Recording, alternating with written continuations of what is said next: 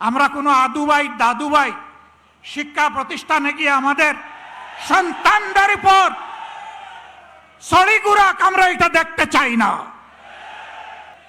আমার সম্মানিত জেলের সহকর্মী পার্টনার আল্লামা মামুনুল হক বলেছেন, বিএনপির শীর্ষ নেতারা জেলে ছিলেন, একসাথেই ছিলাম। তারা হতাশা ব্যক্ত করে বলতেন 41-এর আগে হাসিনা এবং আওয়ামী লীগকে ক্ষমতা থেকে সরানো সম্ভব নয়। 24-এর অভ্যুত্থানের পরে 8 তারিখ যখন বঙ্গভবনে শপথ নিলেন উপদেষ্টারা, বিএনপির বাংলাদেশে উপস্থিত সর্বোচ্চ পর্যায়ের একজন নেতা আর আমি পাশাপাশি ছিলাম। উনি আমাকে জিজ্ঞেস করলেন, এটা কি হলো? আমি কিছু না বলে আসমানের দিকে আমার এই আঙ্গুলটা উঠালাম। তিনি বললেন, আসলেই এটা খোদাই দান, এটাই মিরাকল। সেই খোদাই দান ভুলে গেলেন। এখন কেউ কেউ দাবি করে অমুক আন্দোলনের মাস্টার মাইন্ড, অমুকের নেতৃত্বে এই আন্দোলন সফল হয়েছে। এগুলা সব ভুয়া। আমরা কারণ ন্যায্য অবদানকে কখনো আমরা অস্বীকার করি না। আন্দোলন আমরা সবাই করেছি, কিন্তু আমরা তীরে ভিড়তে পারি নাই। আমাদের তরি সমুদ্রে ভাসমান ছিল। জুলাই আন্দোলনের নায়করা এই তরি নিয়ে ঘাটে ভিড়েছে, জাতিকে মুক্তির পথ দেখিয়েছে। তাদেরকে সম্মান করতে, ভালোবাসতে শিখুন। তাদের নিয়ে তুচ্ছ তাচ্ছিল্য করবেন না। আপামর ছাত্র সমাজ জীবন বাজি রেখে তখন ঝাঁপিয়ে পড়েছিল।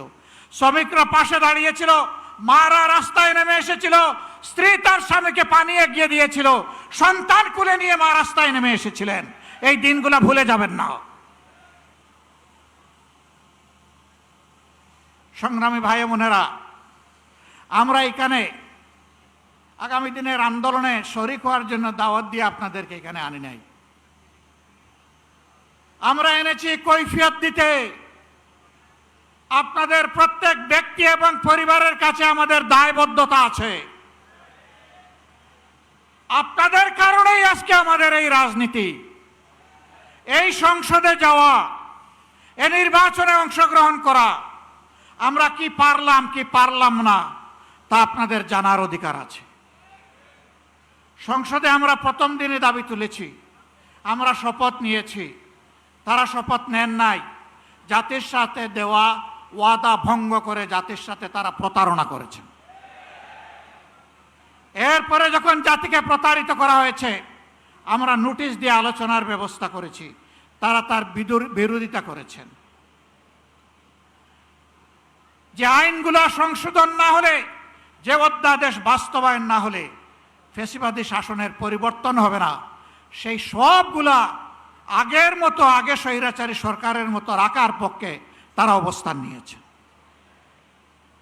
আমরা বিএনপিকে পরিষ্কার বলে দিচ্ছি, আমরা দেখতে পাচ্ছি সম্প্রতি কয়েকদিন ধরে বিভিন্ন জায়গায় জায়গায় শিক্ষা প্রতিষ্ঠানে, ঢাকা বিশ্ববিদ্যালয়ে, এমনকি এখান থেকে মাত্র কয়েক গজ দূরে মানুষের আশ্রয়ের জায়গা, আইনের আশ্রয়ের জায়গা থানা, সেই থানার ভিতরে ঢুকে দুঃখজনকভাবে ডাকসুর নির্বাচিত প্রতিনিধিদের উপরে হামলা করা হয়েছে। বার্তা পরিষ্কার। যেদিন তারা গণভোটের রায় অস্বীকার করেছেন, আমি বলেছিলাম বিএনপি আজকে থেকে ফ্যাসিবাদের পথে যাত্রা শুরু করলো। এইটা ফ্যাসিবাদ। গতকাল আপনারা দেখেছেন নেত্রকোনায় জাতীয় সংসদের নির্বাচিত সদস্য, বাংলাদেশ জামাতে ইসলামীর প্রতিনিধিত্বকারী, জনগণের প্রতিনিধিত্বকারী অধ্যাপক মাসুম মোস্তফার উপরে হামলা করা হয়েছে, গাড়ি ভাঙচুর করা হয়েছে, তার সহযোদ্ধা সহযোগীদেরকে নাজেহাল করা হয়েছে। এটা কোন বাংলাদেশ? এই বাংলাদেশকে আপনারা চেয়েছিলেন? আপনাদের সন্তানদের আবার পায়ের গুড়ালি 2 টুকরা করা হোক আপনারা চেয়েছেন? আপনাদের সন্তানদের উপর প্রকাশ্য দিবালোকে দা, কিরিস, কুড়ালার হেলমেট নিয়ে আঘাত করা হোক আপনারা চেয়েছিলেন? এই বাংলাদেশকে আমরা ধিক্কার জানাই। এ বাংলাদেশ আমরা চাই না। আমরা পরিবর্তনের বাংলাদেশ চাই, যেই বাংলাদেশে শিশু যখন ঘর থেকে বের হবে কিশোর যখন বের হবে, যুবক যুবতীরা বের হবে, আমার মা বোনেরা বের হবে, তখন কারো বুক দরু দরু করে কাঁপবে না। তারা নিরাপত্তার সাথে বের হবে, কাজ শেষ করে আবার নিরাপত্তার সাথে করে ভিসবে। আমরা ওই বাংলাদেশ চাই। আমরা শিক্ষা প্রতিষ্ঠানে আমাদের সন্তানদের হাতে দা কিরিস কুড়াল দেখতে চাই না। আমরা খাতা এবং কলম দেখতে চাই। আমরা কোনো আদুবাই দাদুবাই শিক্ষা প্রতিষ্ঠানে গিয়ে আমাদের সন্তানদের উপর ছড়ি গুড়া আমরা এটা দেখতে চাই না।